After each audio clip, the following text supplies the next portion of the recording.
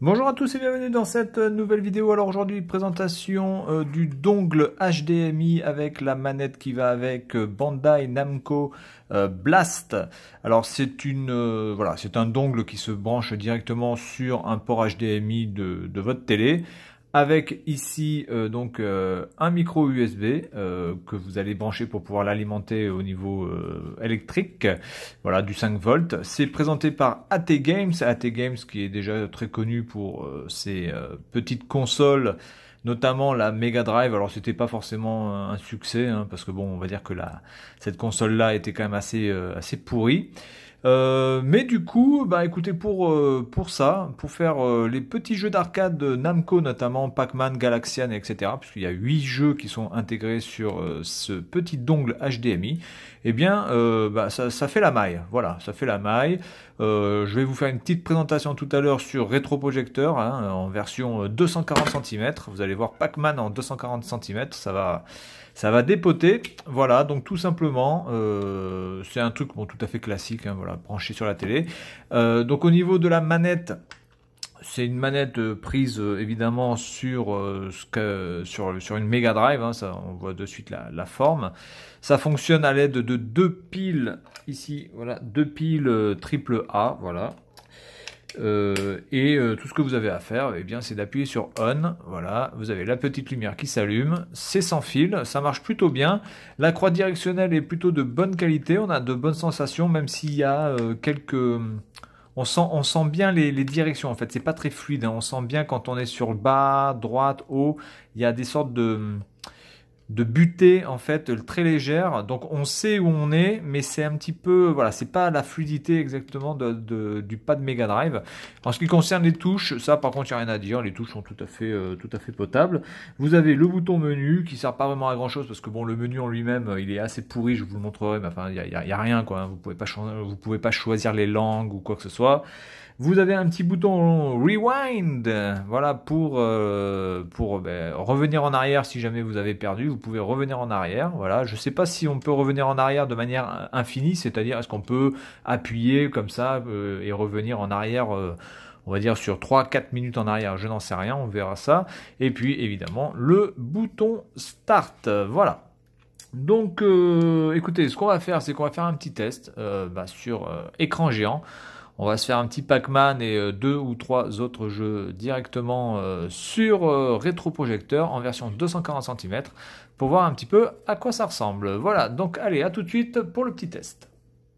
Allez, nous voilà ici pour le test du Bandai Namco Flashback Blast de AT Games.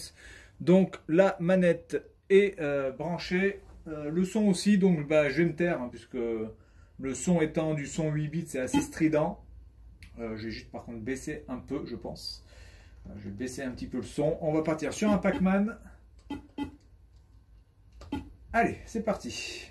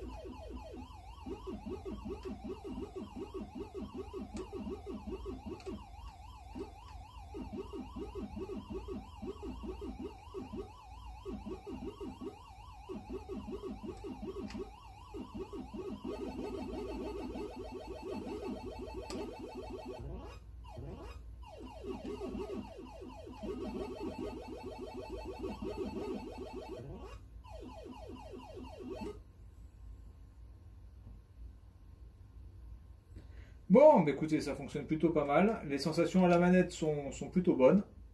Même si encore une fois, la croix directionnelle a un peu tendance à un petit peu être bloquée, avoir des petites butées, mais c'est pas très très emmerdant. Allez, un petit Galaga évidemment. On est parti.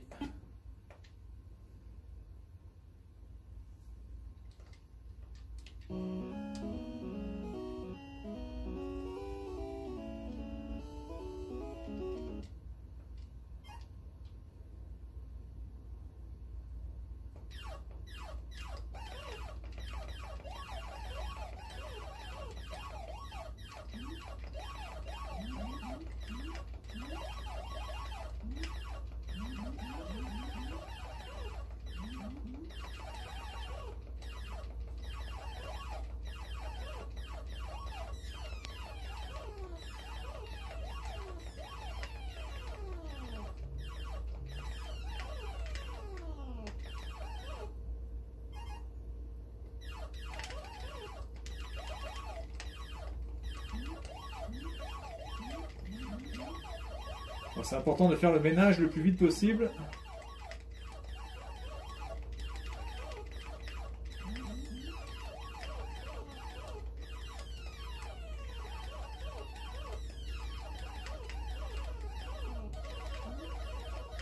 Ah merde. Merde, il m'a bloqué avec son rayon de la mort. Bien, voilà, on est reparti. On peut faire des sauvegardes aussi, donc ça c'est assez cool. Bon, Galaxian, ouais, ça se ressemble un petit peu. On va faire ça. Là, je vois pas Dig Out. Ah, je crois que c'est Dig Out ce jeu, hein, si je me rappelle. Non, c'est Dig Dug. Dig Dug. Alors celui-là, je me rappelle pas du tout, par contre. Hein, je vous le dis de suite. Il ressemble un petit peu à Mario, machin là. Sauf qu'il est blanc. Alors ça sert à faire ça. Ok.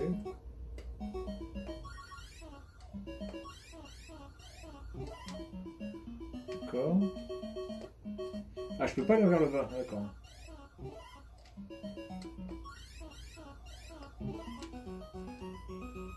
Ah si, je peux aller vers le bas, d'accord. Donc là c'est une pierre, je peux rien faire, d'accord.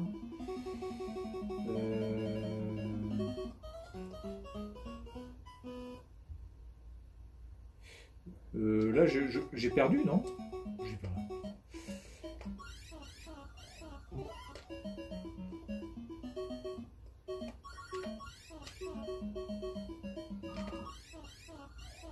Ah putain, pas le temps de bouger.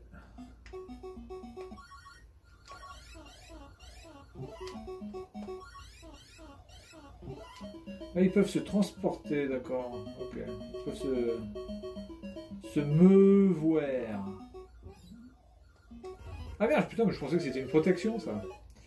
Ok, d'accord, il a pas l'air mal celui-là. Bon, faut que je regarde plus en profondeur. Et donc il y a d'autres jeux, il y en a deux autres. Donc on a un shmup, et puis bon, écoutez, on va faire un shmup. Xivius, et puis on s'arrêtera là. Allez. Donc là on a le tir, et donc là, ok, on a je pense les bombes qui doivent être des bombes au sol du coup, il me semble. Voilà.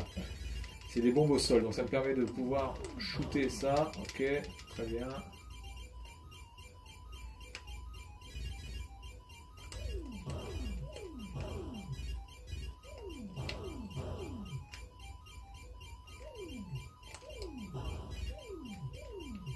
Merde, je vais pas choper.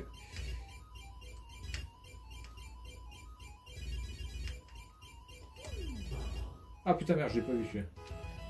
Ah, on reprend du début là, il n'y a pas de checkpoint. Est-ce qu'on reprend du début?